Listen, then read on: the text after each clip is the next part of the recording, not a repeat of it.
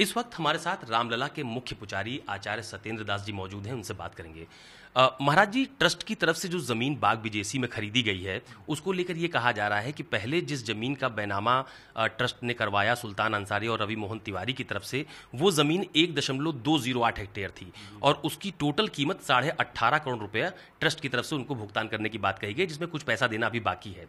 अब एक बात ये भी आ रही है कि उसी जगह पर एक गाटा संख्या की जमीन जो कि 1.03 हेक्टेयर की है, उसको 8 करोड़ में ट्रस्ट ने सीधे हरीश पाठक और कुसुम पाठक, जिनकी पहले वो जमीन थी, उनसे ले लिया। तो कैसे देखते हैं आप इसे? बहुत अच्छी बात है, क्योंकि सारी जिम्मेदारी ट्रस्ट की है और ट्रस्ट चाहता है कि जितने लोग हैं उस परिक्षेत्र में, माने 70 एकड़ क्षेत्र में, कम से कम उन लोगों को चाहे पैसे दिया जाए और नहीं उनको दूसरे जगह बसाया जाए।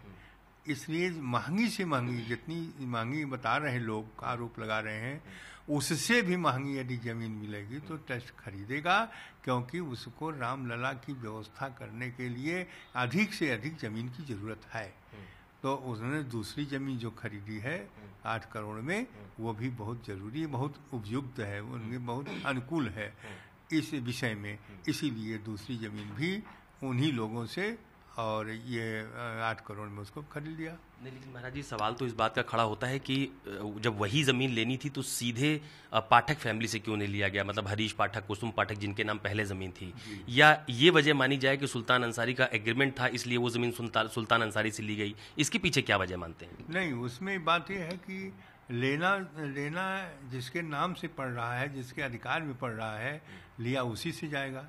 यदि सुल्तान अंसारी के पास में जमीन है और उसके कब्जे में है और उसके नाम से लिखने पर ही ट्रस्ट को प्राप्त होगा, तो उसी से लिया जाएगा।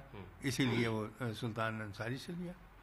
अच्छा, अभी महाराज जी बहुत सारी पॉलिटिकल पार्टीज ने सवाल खड़े किए कि सस्ती ज़मीन ली और ट्रस्ट ने उसको बहुत महंगे दाम पर खरीदा। मतलब 2 करोड़ में सुल्तान अंसारी ने और जो तिवारी हैं उन्होंने खरीदा और उसके बाद उन्होंने ट्रस्ट को महंगे में बेच दिया। तो आपको ये पूरी बात हो चुकी है कि यह एग्रीमेंट हुआ था 2011 में। तो उस समय 2011 में ये 2 करोड़ की संपत्ति रही और आज वही संपत्ति जब से रामलला के पक्ष में ये आ गया आदेश, यहाँ की जमीन कई गुना अधिक बढ़ गई।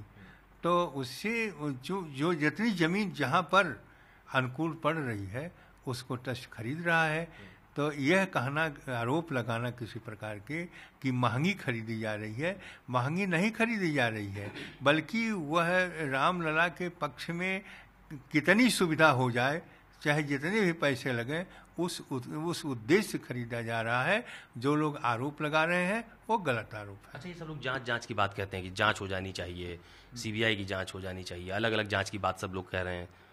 देखिए, जांच की उसी स्थिति में कहा गया, इन लोगों ने कहा कि 5 मिनट के अंदर जो जमीन 2 करोड़ की रही, उसी जमीन को 18.5 करोड़ कैसे ले लिया। ये बात है कि वही जमीन 5 मिनट में 18.5 करोड़ की कैसी हो गई। ये लोगों की शंका हुआ कि गलत हुआ और ये नहीं पता चला कि उसका एग्रीमेंट पहले थे। 2 एकड़ की जमीन जो है वो 18.5 एकड़ हुई, क्योंकि उसका एग्रीमेंट पहले से था, वो महंगी जमीन पहले भी थी। आज जो जमीन वो खरीदी गई है रामलला के पक्ष में ट्रस्ट के द्वारा, उसमें किसी प्रकार का कोई भी गलत नहीं है।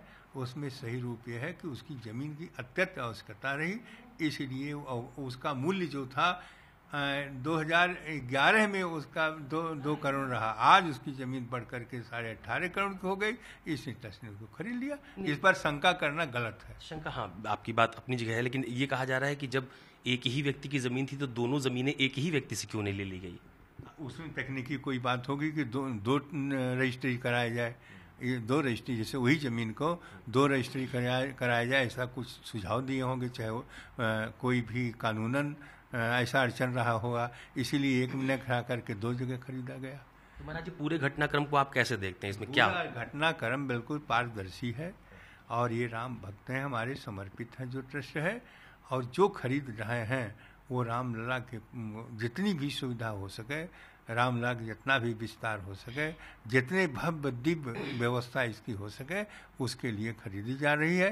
राम भक्तों ने इतना पैसा दिया है, यदि महंगी से महंगी ज़मीन पड़ती है तब भी उसको खरीद रहे हैं, और इस पर किसी प्रकार का कोई शंका करना और आरोप लगाना यह बिल्कुल गलत है। तो ये रामलला के मुख्य पुजारी आचार्य सत्येंद्र दास जी हैं, जिनका साफ तौर पर ये कहना है कि भले ही किसी ज़मीन का मालिक एक रहा हो, लेकिन एक ही भूखंड को दो अलग अलग लोगों से खरीदने के पीछे कोई तकनीकी वजह होगी, जिसकी वजह से ये जो भूखंड है उसको दो अलग अलग लोगों से खरीदा जा रहा है। कुल मिलाकर स्पष्ट संकेत देने की कोशिश की जा रही है कि रामलला के भव्य मंदिर निर्माण के लिए जितनी भी ज़मीन की आवश्यकता होगी और चाहे उसकी कितनी भी कीमत होगी, उसे ज़रूर खरीदा जाएगा। कैमरा पर्सन धर्मेंद्र साहू और अरविंद के साथ अशोक तिवारी, अयोध्या, न्यूज़ 24।